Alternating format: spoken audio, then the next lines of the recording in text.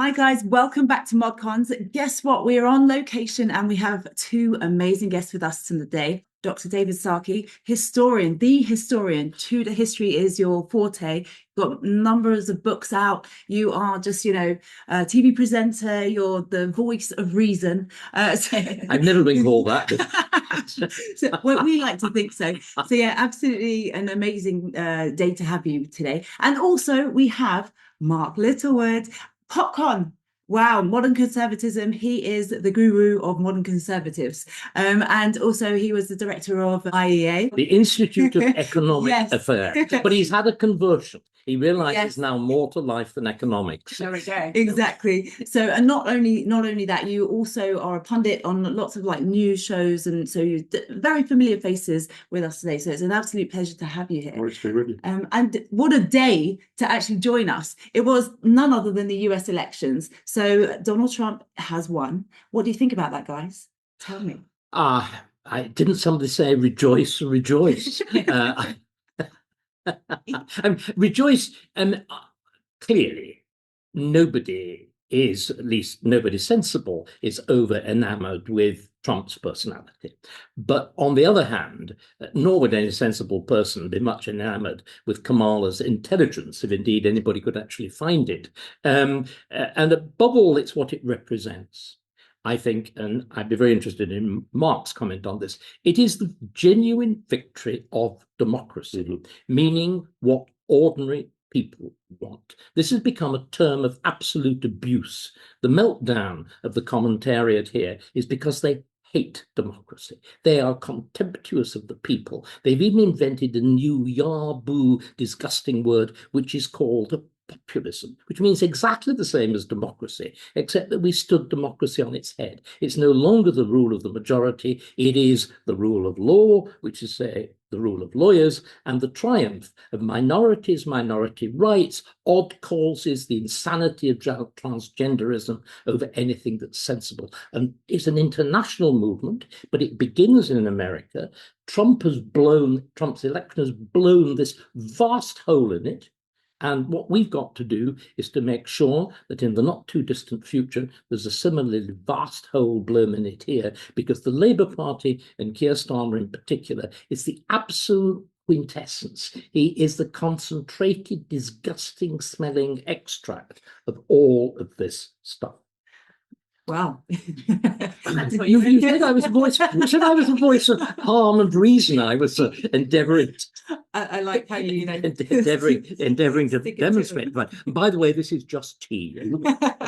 And Mark, what's your? Well, obviously, my thoughts and prayers are with David Lanning at this very difficult time. It is an earthquake. I agree with what David says. It is a quite stunning political comeback, actually. I mean, really. This man you would have thought was politically dead and buried some years ago.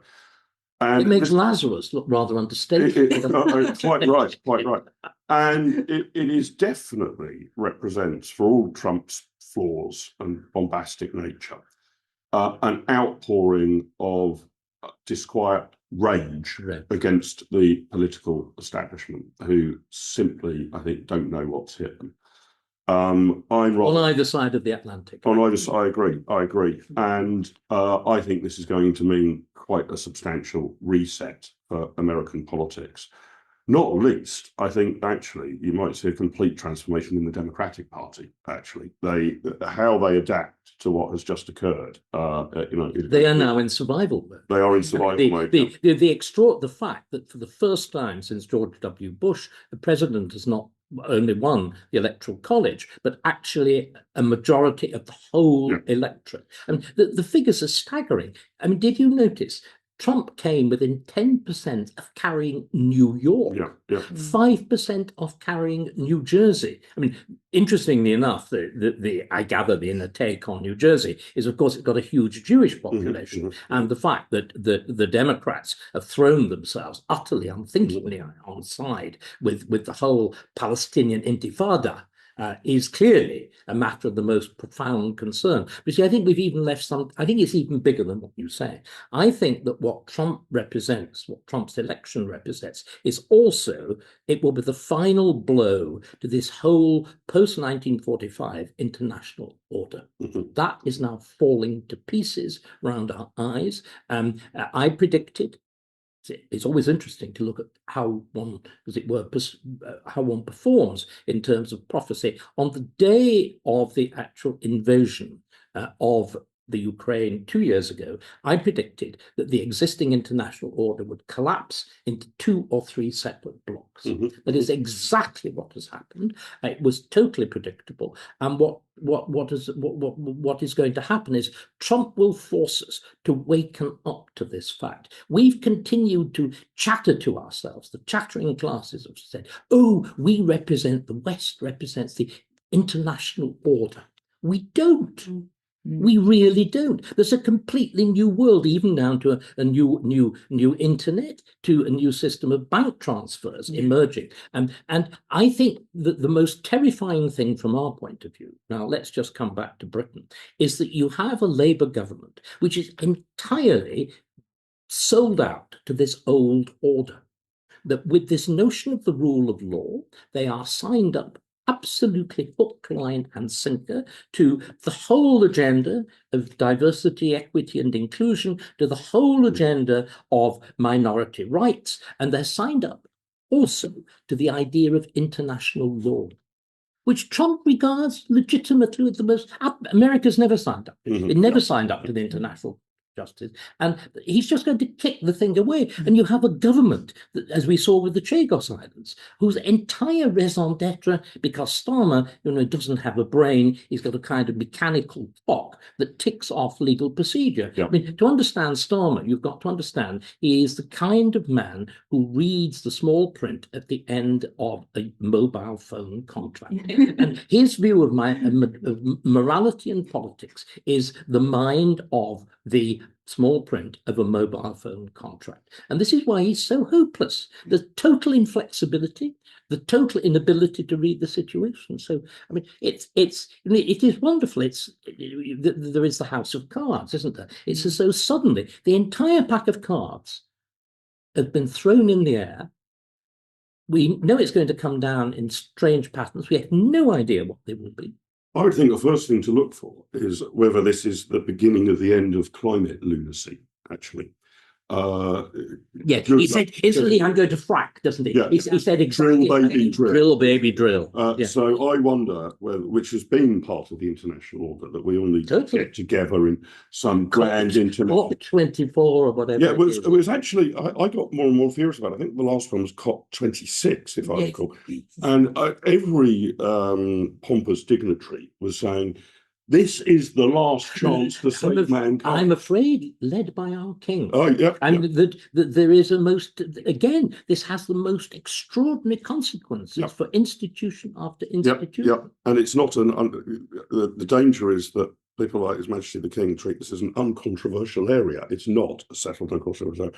But when they were saying this is the last chance for mankind, I mean, I sort of rolled my eyes and said, well, at least we can agree then there's no need for COP27, right? You'll either succeed or you won't succeed. There's no point in coming back to the table. But I wonder whether that actually unravels really quickly now. You can't see it. Well, look at the collapse of the German economy. Yeah. That Germany was built on essentially cheap Russian energy, and absolutely open access to the Chinese market for cars. Both of those have gone. Yeah. And you are seeing the alleged powerhouse of Europe, now the worst performing economy in Europe. It's this astonishing in a very short time. There's a general theory of change which is called the Kuhnian theory of change, which is called the paradigm shift. That things go on for a very, very long time, long actually after our explanatory patterns and understanding patterns have been shown to be wrong by facts. In the same way, the Ptolemaic theory of the universe, it's Earth-centric as opposed to heliocentric, continues long after the evidence, and you had to adjust it, and you introduce all sorts, and then suddenly, like that, suddenly it stops. So change doesn't happen gradually. you have these cataclysmic moments. And we are so built into a progressivist notion of history in which we imagine everything is going little dot, dot, dot. I mean, and because I'm so ancient, I mean, I see the world that I was born in 1945 was very little different from the world in which this flat that we are sitting in. This flat was built in 1890, and it's then very heavily modified with the introduction of electricity 10 years later. And when these decorations were put up in about 1905, you had electric light, you had the telephone, you had typewriters, you had very fast trains, you had telegraph. And the world I was born in 45 was basically just like that. We were nudging into nuclear power, yes. We just about got antibiotics, yes. We still didn't have a proper vaccine for polio, why I got a rather sticky leg.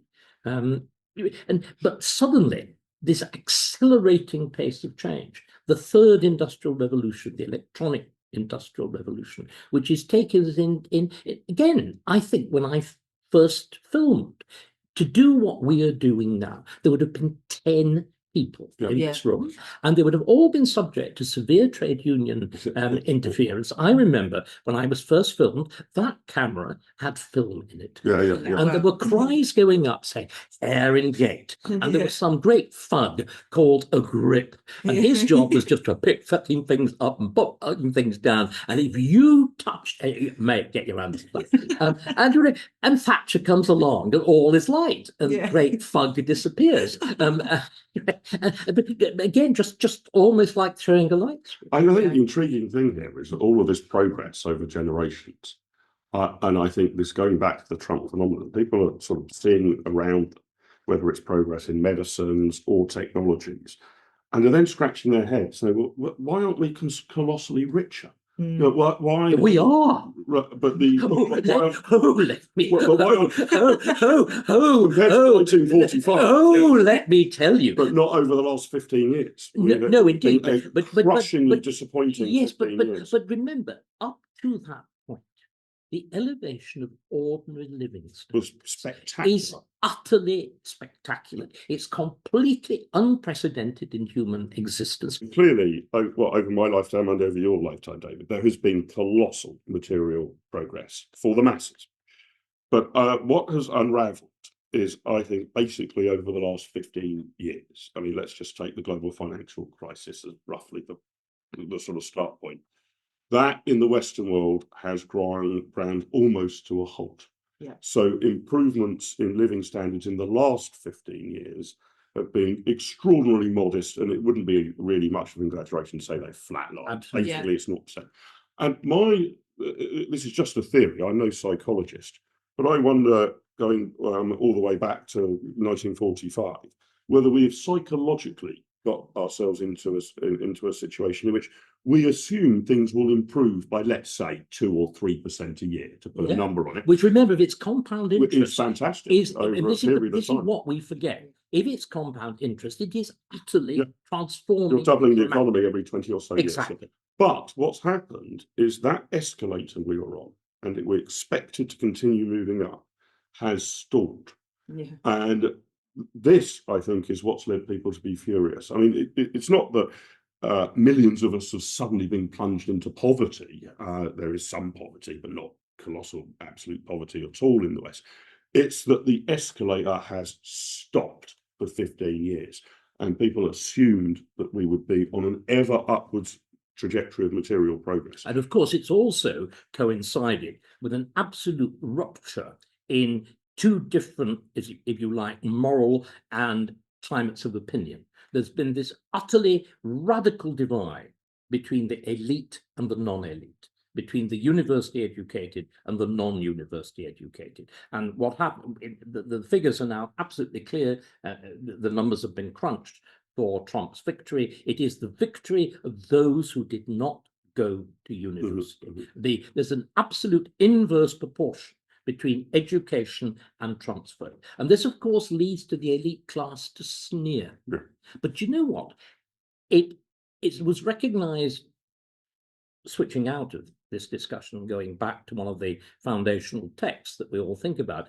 In George Orwell's 1984, he recognizes that it is the elite who are consumed by the educated who are consumed by stupid ideas. That the elite of the Communist Party, the elite of the Socialist Party have always been the educated, and you get the rage in George Orwell of realizing that these are the people who are carried away by the worship of Stalinism, the worship of Big Brother, and that the hope is, as it were, in what are called in 1984 the pros.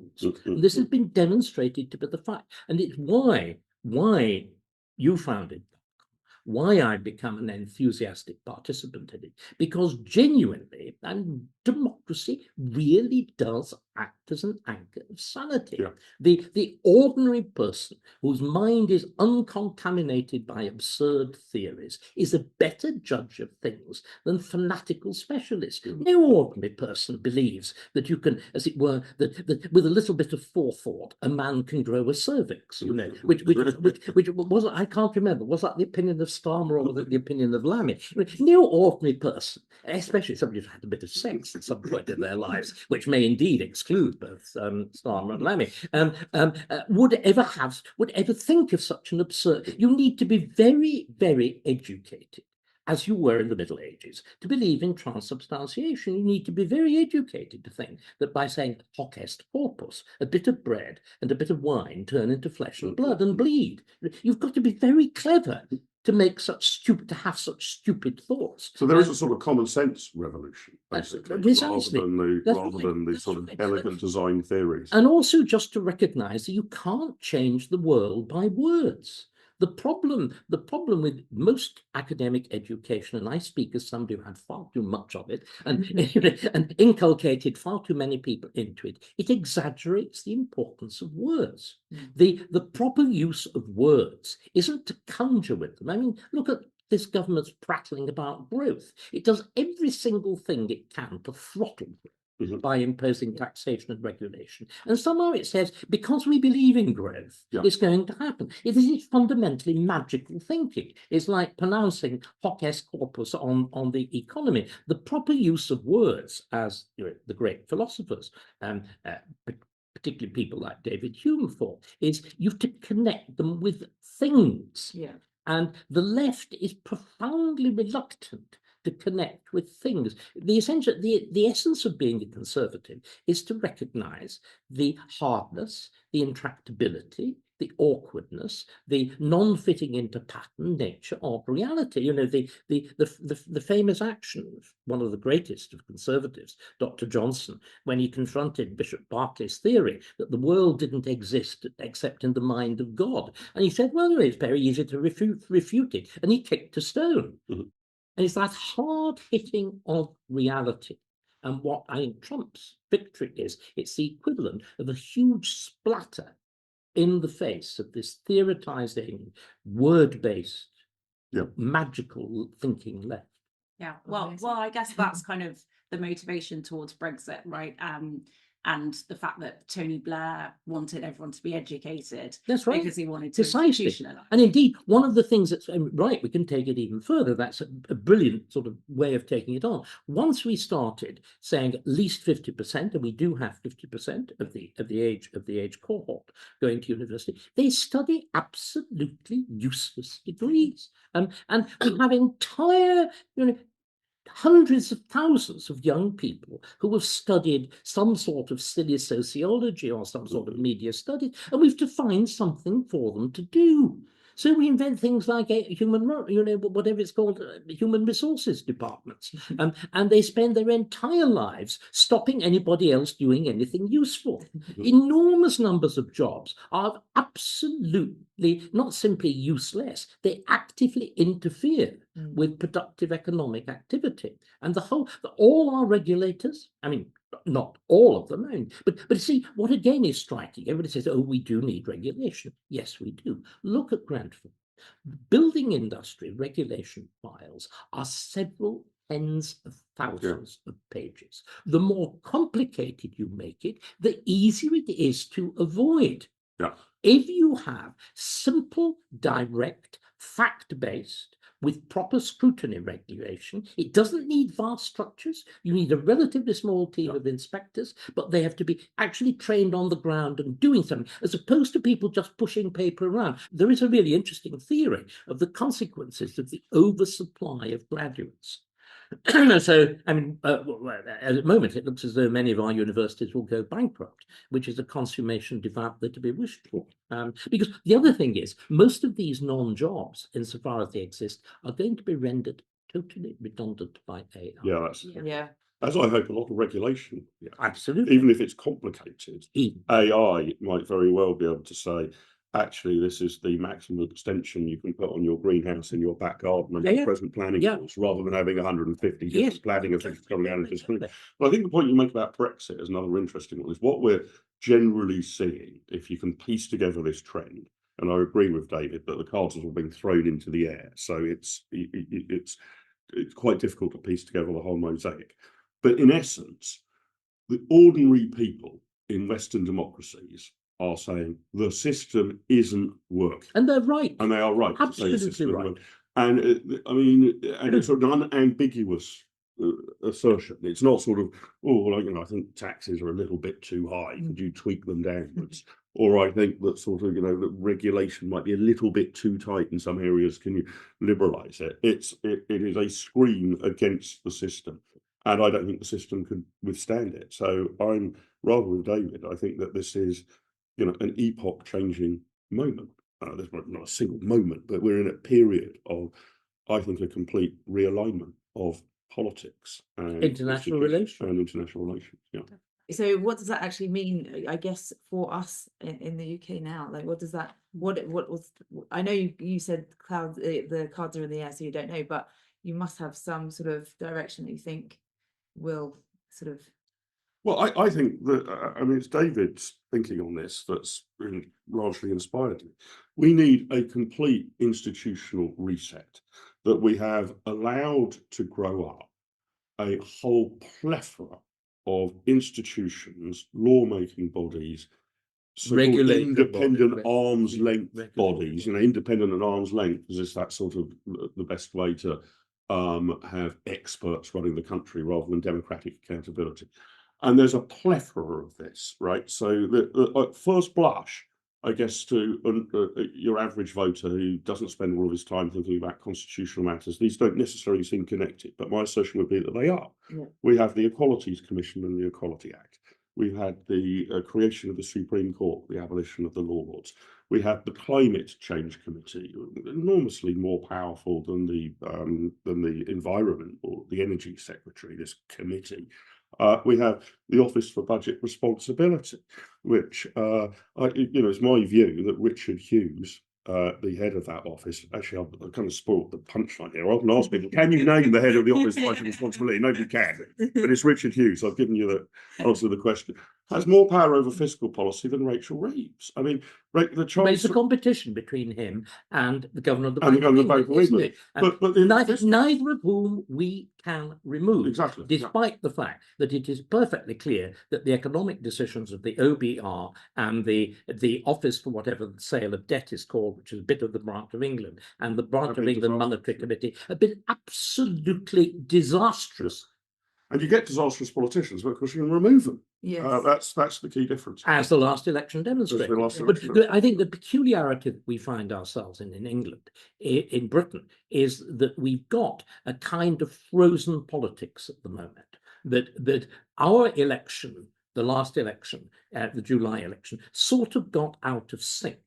So the key issue was, quite rightly in my view, to throw the pseudo-Conservative Party out, because what the pseudo-Conservative Party had done was completely to continue the pattern that Mark has been talking about, which was really unleashed fully in 1997 by the incoming New Labour government, with devolution on the one hand and the independence of Bank of England on the other. But the Conservatives simply continue that. One of the bodies that you talked about, that's to say the OBR, we are was set up by this the one. incoming Conservative government. The reason that the Climate Change Committee is so devastatingly powerful is that Theresa May was stupid enough to legislate in 2015 the binding net zero target of 2050. And what that does, if you couple that with the unleashed judges of the Supreme Court, our actual fuel policy is now determined by lawyers.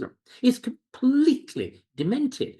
Lawyers rule whether or not we can actually frack, whether or not we can drill for oil. In the same way, would you believe it, the Equalities Act actually legislated into English law the Marxist labour theory of value. And you now have relative wage rates between pears and apples, between women cleaners and male dustmen, set by a court of law. And you bankrupted Birmingham, the second largest authority in the country on those grounds. And you're about to bankrupt Next and most of the retail sector. It is completely demented. But the great priority in the general election of this year was not unlike America, to attack the system, because there was no candidate that presented himself like Trump as the enemy of the system. You simply had a lukewarm support of the system, which was the Conservative Party, which was discredited, and an enthusiastic participant in the system, which was the Labour Party. And unfortunately, the operation of first past the post here, with the multiplicity of political parties, has given us 5 years of a party commanding 2/3 of the seats in the House of Commons, an unshakable majority, with at the same time having only been elected by, depending on how you do the stats, 1 in 5 of the electorate, or just over 1/3 of the people who actually voted. But there is nothing constitutionally we can do about that. Our task has got to be to explain to people what has gone wrong, because Mark and I, and like most of us, I think, on the right, we are not contemptuous of the electorate.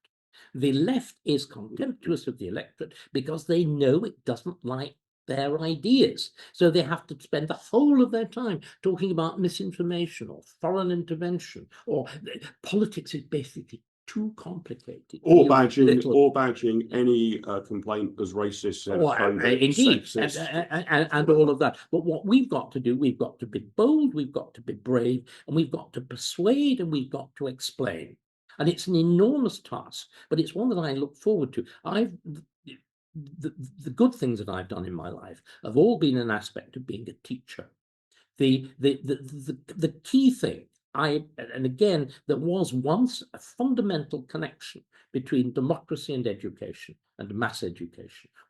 Our mission is to recover that and to explain to people what's happened and what they've got to do to put it right. And if we on the right are able to do that, the whole of this horror will be swept away. But what I also hope, and again, I don't want to sound too preachy, we've been attacking people for being preachy, but I hope we can do it without violent rupture. The thing that worries me profoundly about Trump is the element of let's tear it all down, of putting a bonfire.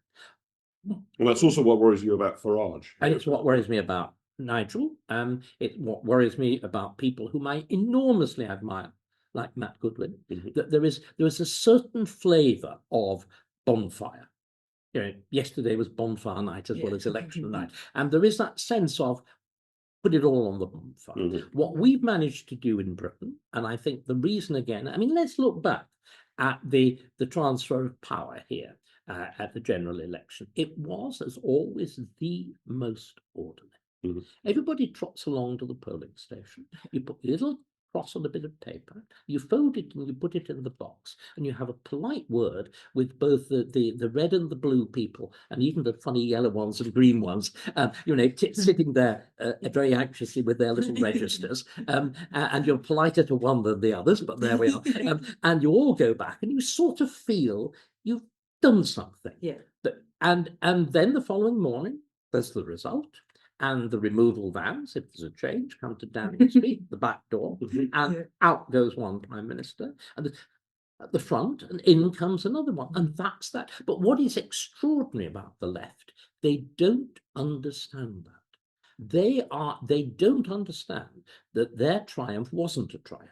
It was simply the operation of a several hundred years of political convention. And of course, they hate political convention. They're contempt. I mean, Starmer openly says he's contemptuous of Parliament. And we see now, every time there's a government announcement, it's been made in about 45 different places rather than Parliament. Yes. Again, the whole business of chucking the hereditaries out of the House of Lords. Yes, but these are little constant chips away against the legitimacy of tradition. And you keep on. Again, the whole of New Labour was that process. We are a new country. But as you chip away that automatic consent. You chip away democracy depends on the loser's consent. Mm. The orderliness depends on that. But it's all rooted in these traditions, in these assumptions. And if you get the desire for year zero, whether it comes from the right or the left, that goes. We're already seeing, we haven't talked about this, and this is another much less welcome aspect of what's been going on in America. We're seeing here and on both sides of the Atlantic, the increasing politics of the street, the demonstrations. And this terrifies me. There is the risk of violence. Mm-hmm. And we've been able to avoid this. And everything, the thing that's actually good about this iteration of Trump, you look at those vast rallies. If you remember the one in Madison Square Gardens, everybody was saying, "Oh, this is the new Hitler." Nonsense. But what Trump has managed to do, and I think particularly with people like Musk and Vance, what he's managed to do is, as it were, both to tap on the emotion that generates street protest, but actually to channel it into the electoral process. Yes, it's what people are peaceful. And it's become very different. I think here we're completely failing to do that. And there's this wonderful thing in what is still one of the most brilliant analyses of our politics, which is Walter Bagehot on the Constitution, the description of Britain as a crowned republic. And he was making the comparison between, in the 19th century, the 1860s, there was only one other country, remember, that actually had representative government apart from us. All Europe are absolute monarchies of one form or another. The only other form of representative government was America, the great, relatively new Republic of America. What he says there is the peculiarity and the miracle of our system is it's actually a republic, but it's got a crown at the head. Why is this a good idea? He said, well, if you look across in America, government's boring, because it's just people in frock suits doing tedious things. Here we have the monarchy, we've got glitz, we've got glamour, we've got something that can attract the people. What I think, we mock American politics, we mock the rah-rah quality, the funny hats and whatever. But what they've done, they've invented a form of ceremonial participation of their own, which makes their politics exciting. Again, everybody's been going, isn't it terrible, all the awful passions that have been aroused in America? But you know what? This election, there's been a genuine choice. Yeah. And there's been you have this extraordinary sense of a very wide participation in politics. Whereas what did we have at the last election? The whole thing was an awful wet rag. We had the second lowest turnout since the franchise.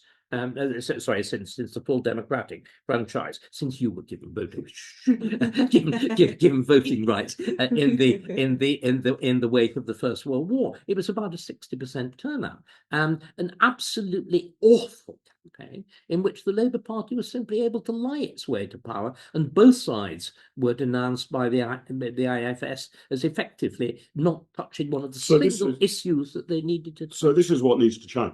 Right, I think the Conservative proposition needs to be about this reset of our rules, our institutions, our approaches. It's not quite as simple as saying let's look at every single institutional and constitutional change since 1992 and just delete them. It's not quite that simple, but that's a fairly good way. I was going to say that's the basic that is the fundamental proposition, because we That's did. almost bonfire, though. No, it's not. It is the removal of the wrong. You see, everybody's, again, the whole Blairite myth was that all change is good. It isn't. There can be bad change. There is, again, progressivism. That is the belief that everything gets better all the time and you have to change things all the time. We can now see is actually the enemy of progress. That's why we were talking about this sudden throttling of living standards as far as ordinary people is concerned. There's been vast change, but clearly some aspects of it have been very bad indeed. And we've got to recover the ability to discriminate. And you see, when you look at the radical left, that's progressivism. It's the belief in change for its own sake. What we have got to do is, we've got to recover what actually the word conservative means. It means, but you know what it means, conservative. It means recognizing that it's often a very good idea not to change them. But you see, that everybody then says, oh, that's stultifying and whatever. It isn't, or it needn't be. Or, in fact, very often, the point is, it's not whether you have change, it's whether you have the right sort of change. And if you like, going back right to the origins of our the vast cultural revolution that's created the modern world, of which England, Britain was the absolute epicenter. It goes back really to the late 14th century with what we call this thing, the Renaissance. One's talking about the rebirth of the learning, the knowledge and whatever, of the fact that there's an earlier, for a long time, greater civilization than ours lying behind our own culture. And it's when Chaucer, the founder poet of English, and indeed, in many ways, the inventor of the English language, he's only 600 years old, when he has encountered the world of Italy, he's been there as a diplomat and trader and all the rest of it, and he comes back to England and he's thinking about it, and he writes a poem about it, and there's this extraordinary 4 lines in it. And they're as follows. I'll give you a kind of very rough modern translation. Just as each year out of the old cold ground comes the new corn, so from old books new learning springs. And that's what we mean by a classic. It's the thing in which the past fertilizes the present. And what I would argue is that the miracle that England enjoyed, and it is England with the addition of Scotland in the with union in the 18th century, is that we had a set of political and social arrangements which uniquely facilitated the beginnings of economic growth and transformation, which benefited everybody. And they were firmly grounded in the 2 ideas of representation and of consent. And what we've done with the changes of New Labour is we've deliberately devalued those ideas. So the law is now alien. The law is seen, for the first time, I think, really, in British history, as an alien force, which represents alien values and is resented. I think it's even worse than that we've allowed to grow up. You're not telling me I'm being, you're not telling me I'm understated. Typically understated, David, typically understated. Maybe I'm the voice of reason. I knew it. We've allowed to grow up a bureaucratic class who are not hardwired to have incentives to improve the lot of ordinary people. That's the essential problem. So the priorities, subconscious perhaps, of the bureaucratic class, I don't think it's maybe it's even conscious. I mean, sorry, let's just, and then you come back on this. Look at what what this Labour Party is doing. It says that it believes in public service. What it actually believes in is the public sector. At every stage, all the rewards of these huge pay rises have gone to the public sector. the moment there's any attack on pensions, oh, the pensions of the public sector must be spared. Can we all remind ourselves, and anybody watching this program, that our Prime Minister, in the role that you never knew he held, did you? No idea. He was Director of Public Prosecutions. But in that role, he accumulated a pension so huge that it has to have an entire separate Act of Parliament devoted to protecting it. And just, it's jaw-dropping. Again, national insurance contributions shoot up for every employer apart from the state. I mean, even within the health service, the fact that poor old GPs are self-employed means they're expected to carry increased national insurance contributions. And so, but I think it's self-conscious. I think that the Labour Party used to be the party of the working class. It's become the party of the bureaucratic class. Exactly. And it is, as you see, with the entire self-righteousness of Starmer, that it's self-conscious. It is like the old Soviet Union. In the Soviet Union, the bureaucratic class was called the nomenklatura, and they gave themselves all of these privileges. And that's again, the symbols are very clear. The showered gifts from the Lord Ali. Can you imagine a man letting somebody else buy his wife's clothes? I mean, and then working out that he could somehow justify it by repaying £6,525.14, out of the tens and tens of thousands that he'd received, and somehow that would right the debt. I mean, just and I think the small print. The wider problem with the bureaucratic class is that they are now attempting in a whole range of different ways to order the lives of ordinary people, whether this is about your resting more lightly on your life. Do you remember? That's what we're going to tread more lightly.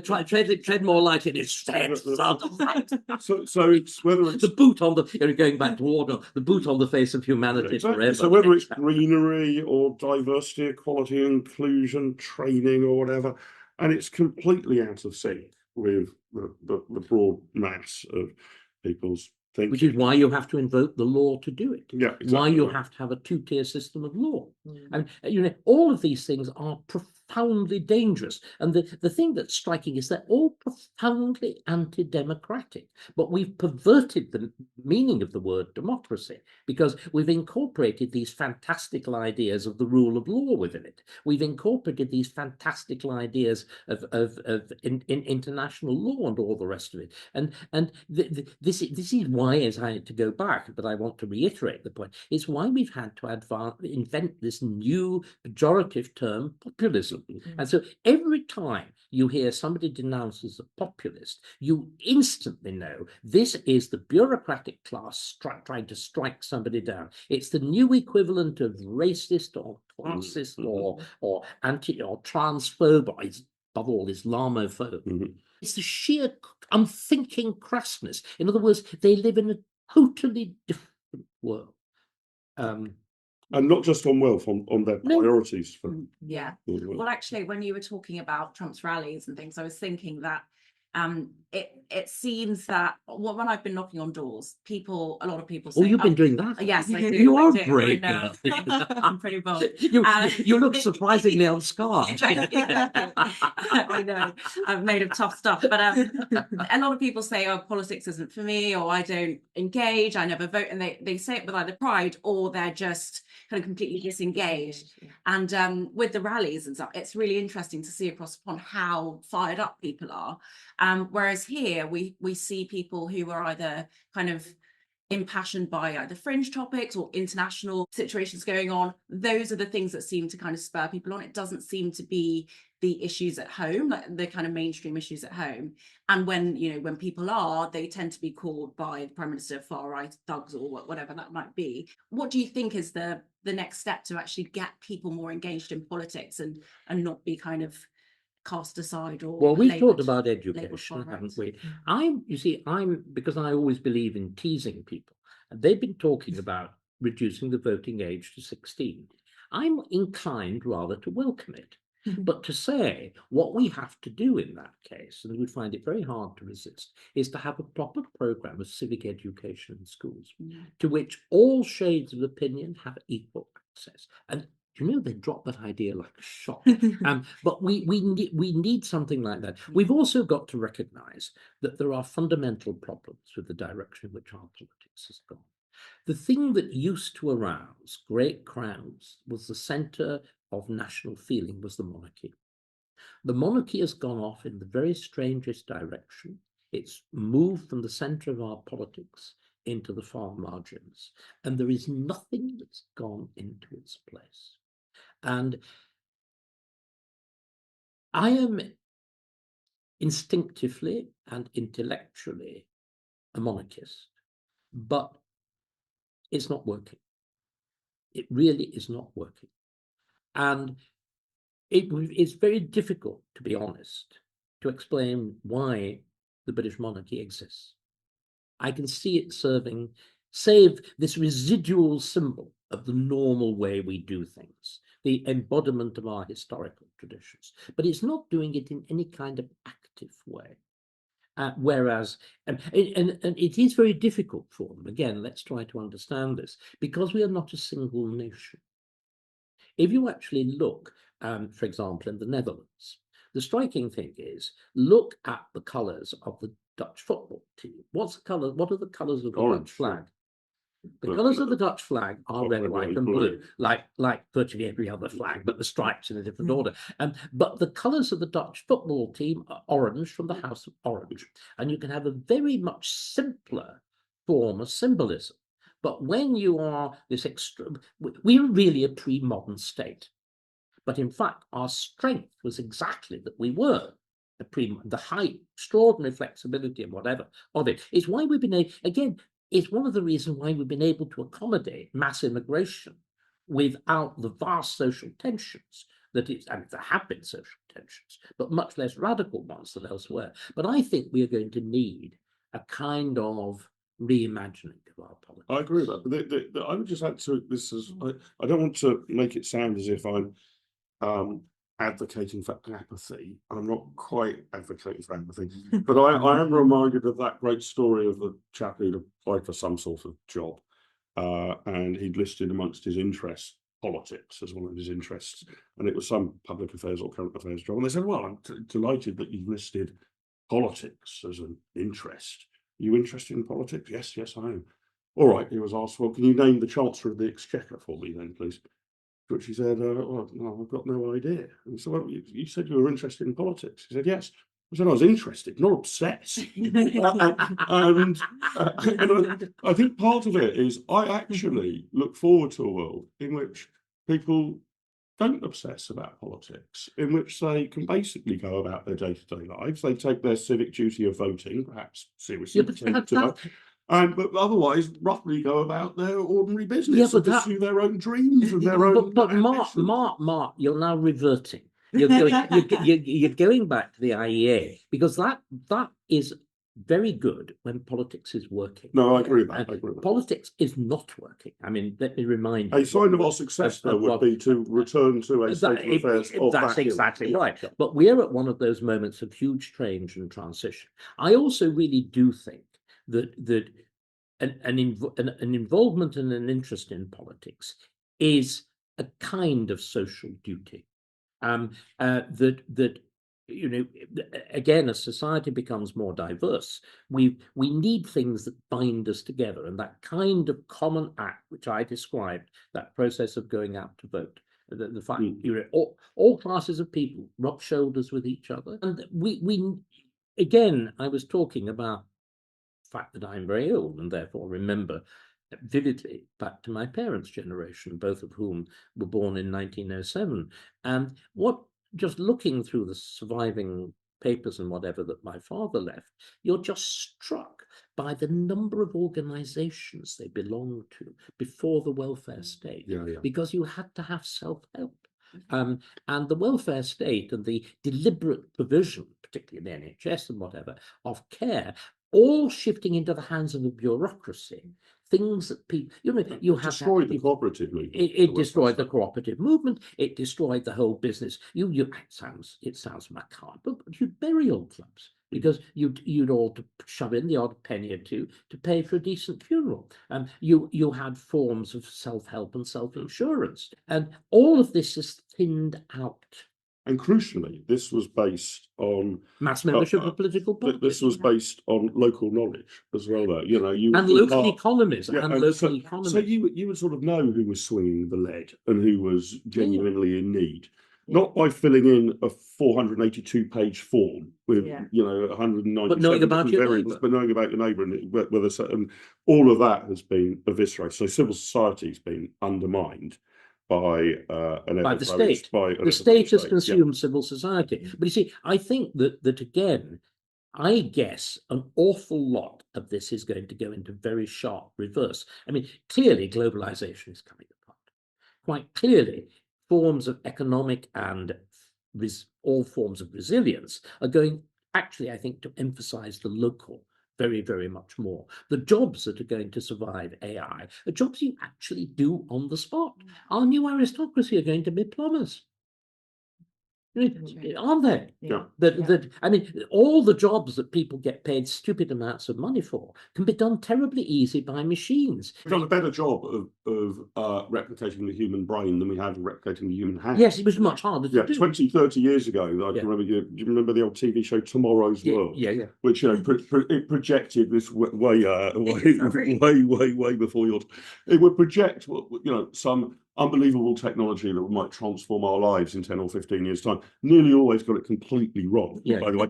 But nevertheless, we were asked to imagine a society in which we had robot maids and robot plumbers, and whilst we were sitting around being lawyers and historians and accountants and the like, could actually go completely the other way. I think white-collar jobs are going. I think historians will survive. He said, they probably will. He said boldly. But I mean, regiments, all ordinary lawyers will vanish. And accountancy. Or accountancy will almost completely vanish. I mean, you can just go through the list of bureaucracy. Who needs it? I mean, do you know? Right, I bought this flat back in May of last year. I extended the lease in July. 3 months later, we received a letter from the land registry saying we hope to be able to deal with this. This is in July 2023. We hope to be able to deal with this by the 15th of July 2025. 2 years. And it's demented. Yeah. It's completely demented. It is simply checking a record and re-entering a record. Yeah. It is nothing more sophisticated. And what's also in stark contrast now is in the private sector, and especially the younger generation, but frankly, all of us are now hardwired to instant gratification. And I don't see that as a criticism. Yeah. No. I mean, I decided I wanted to read up a bit after hearing you in Oxford the other week on Disraeli. So I actually thought, I flipped open my phone, went to Amazon, ordered the best book on Disraeli. It arrives the next morning. Yeah. Why belong? I didn't get a note saying to the library. It's actually cheaper to buy the book on Amazon, but it is to travel up to travel. So unbelievable. So if you like, in the private sphere of our life, but the state has you can order any food you want if you live in it, and it will arrive within 45 minutes. And what all of this again does. What all of this does, and why it's so important we understand this, the whole of the mystique of the administrative class is now hanging by a single thread. Being a bit of a Marxist about it, economic and technological developments they are surely going to destroy this, as the invention of frame knitting destroyed the stock, all the classic things of the Luddites. The new Luddites. Henry Ford put the blacksmiths out. The new Luddites are going to be the bureaucracy who will cling like grim death. I mean, why is it that the NHS still uses fax? That's unbelievable. And fax. I mean, can everybody just register? I mean, when did you look at? I didn't realise they existed anymore.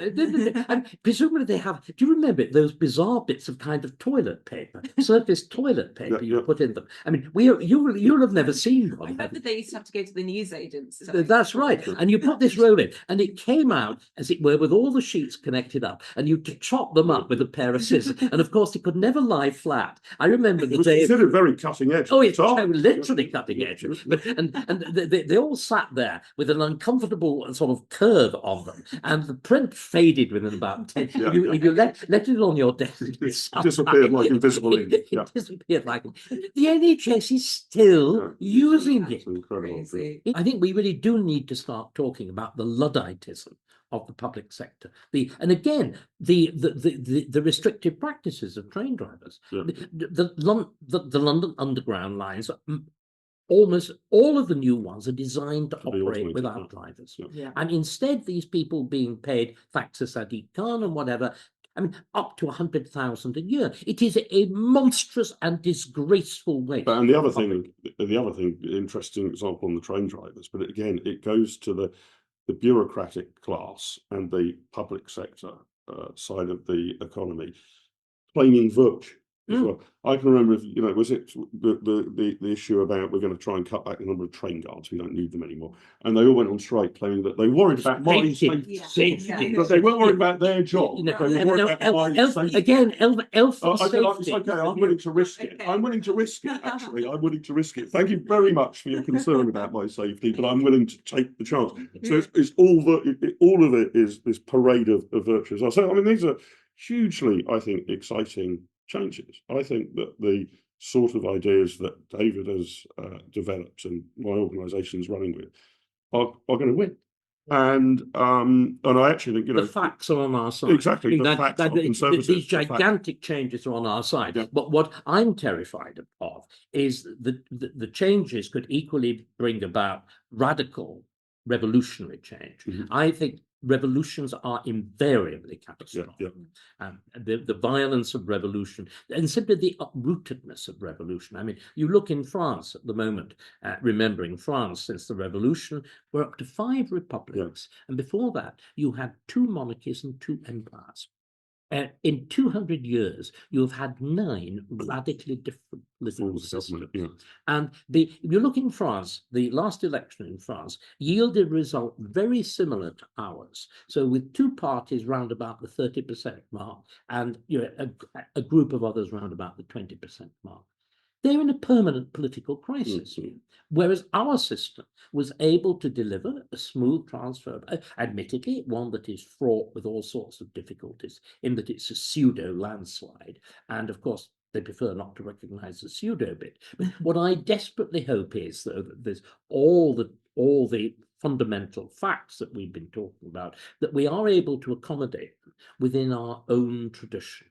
And again, traditions become a dirty word, and it's not. It's the thing that binds us to each other, that, as I said, that establishes losers' consent, but that also should show us why it matters. I mean, what I always do when I'm dealing with somebody, and when I'm dealing with myself, as much as anybody else, when I get depressed about the current state of our politics, which I do quite often, I will go to somewhere like Westminster Abbey, and I'll walk round there, and I'll sometimes stand and listen. I'll go and read the inscriptions. I'll go and look at what is there. And it is, the Abbey in particular, is a record of an incomparable civilization that dwarfs even the achievement of Greece and Rome. And it's a product, I would argue, fundamentally of our politics. That doesn't mean that everything should be political, but it's the basis. Your political arrangements are the basis of your society, and we've lost sight of this. And again, it's an enormous undertaking of, as it were, making people feel that they own it again. That this awful alienation that's gone on, and it's a duty that falls on all those of us who've got the capacity, the talent, the access to forms of expression. It's interesting, actually, because you were talking about monarchy before, with King Charles and Prince William wanting to kind of be a modern monarchy and kind of disastrous. That's utterly disastrous. Utterly. I mean, the idea of a modern monarchy is mad. Yeah. And again, I'm afraid the truth is, it's also mad when monarchy identifies with highly political causes. I mean, the whole, the idea that you wheel Charles out as chairman of COP, whatever it's called, the idea of Prince William, homelessness, when you've got about one palace per day of the week, at least, and the sheer lack of awareness. I was shot down, and people got very cross with what I said at the time of the coronation. But the last coronation was a radical shift in every coronation since 1689, since the Glorious Revolution. Because I think one of the things that's most striking, if one wants to put what we were attacking in the Blair changes from 1997 to 2010, they are in fact an explicit undoing of the constitutional settlement of 1689. That's what the whole way in which the law has transgressed onto politics and politics has transgressed into law. What was going on in 1689 was an attempt at separating the two, which seems to me to be the only healthy relationship between the two of them. But what also happened in 1689 was the explicit statement that the monarchy is a parliamentary monarchy. It is the role of the monarch is fundamentally represented by the state opening of Parliament, which is why the monarch reads the speech and why there are the attendant peers and the Commons there. And do you know what? That was shown in 1689 and for every succeeding coronation by the fact that all the House of Lords and all the House of Commons were represented, were actually there at the coronation. The Lords, of course, the central sort of the kind of chorus in the Grand Opera, all dressed up in their red and white robes and whatever. And the House of Commons always placed in a huge gallery, usually directly overlooking the choir of the Abbey. So, as it were, the Speaker was in the middle up there. And do you know what King Charles did? He swept away the lot. And they he and Welby together deliberately removed any reference to political power from the coronation. And even things like, the coronation is about the sanctification of political power. Now, I am not a Christian, but you need a sort of national myth. And the old days of the Church of England, I always called it, by being reasonable as you said I call it English Shinto. This is the English worshipping themselves, which has always seemed to me to be a very sensible thing to do in the person of the King Emperor. And that involved the great moments like the presentation of the sword of justice to the monarch. You're given this to punish the evil and to reward the good. All of that swept away. And you know what? You even invent a special ritual of the presentation of the glove. Well, the glove was presented, but there was never any kind of liturgy over it. Do you know what was written in at this point?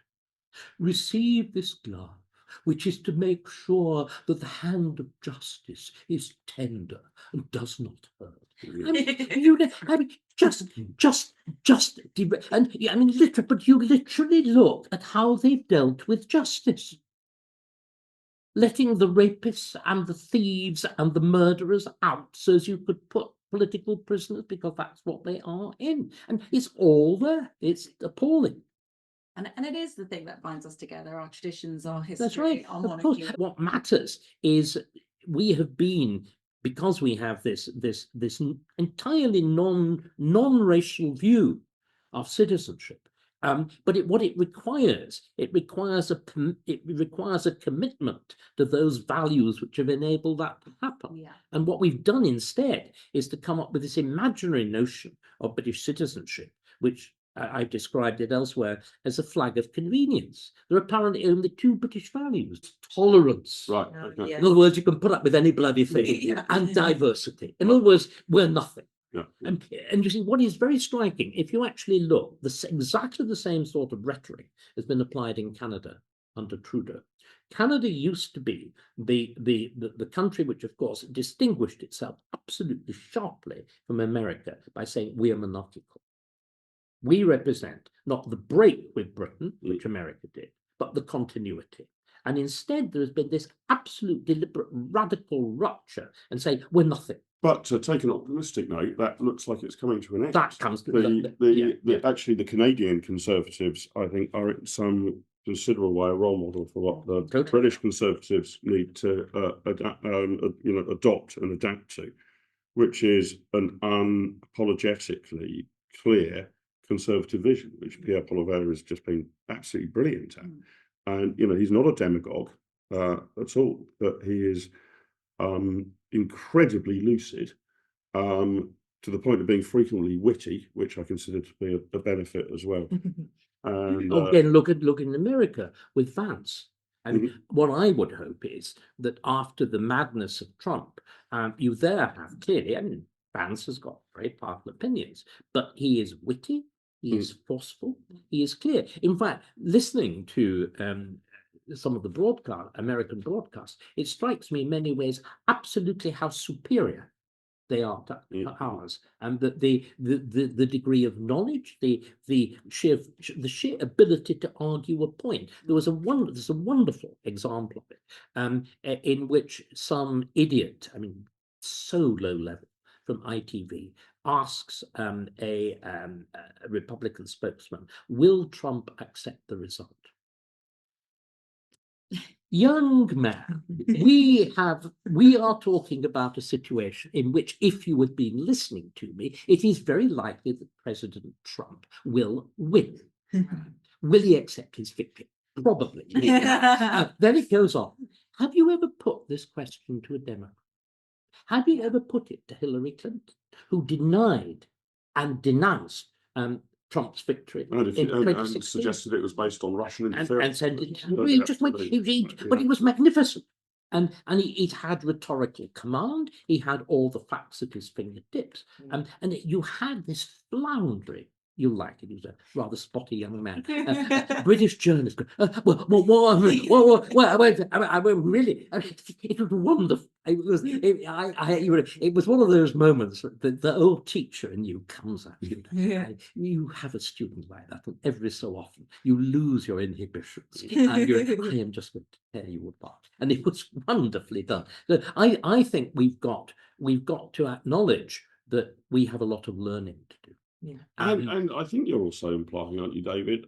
We need to rediscover self-confidence. We need to that's the most important thing. A complete sort of the Conservatives in Britain have been apologists. Yes. We're the nasty party. The nasty party. In other words, this self-doubt has penetrated the soul of conservatism. Again, a Conservative Prime Minister declares that he's the heir to Tony Blair. And it is jaw-dropping. It is simply jaw-dropping. And perhaps we could just end on this note. Again, looking at my own experience with things like cancellation and all the rest of it, there seems to me to be one quality without which all the rest of them, however able, however, in both the good and bad sense of the word, endowed you are, unless you've got courage, it does not make any difference. We need courage. Good, conservative British courage. Wow, I mean, that is a great place to end. Well, thank you so much, guys. That was amazing. I mean, we could listen to you all day. You don't need the question. I told you. Thank you so much, Mark. You were amazing, and David, you're amazing. Thank you so much. Please do come and join us anytime. And don't forget, everybody, tune into ModCon's Monday midday. You'll see some more amazing people like this.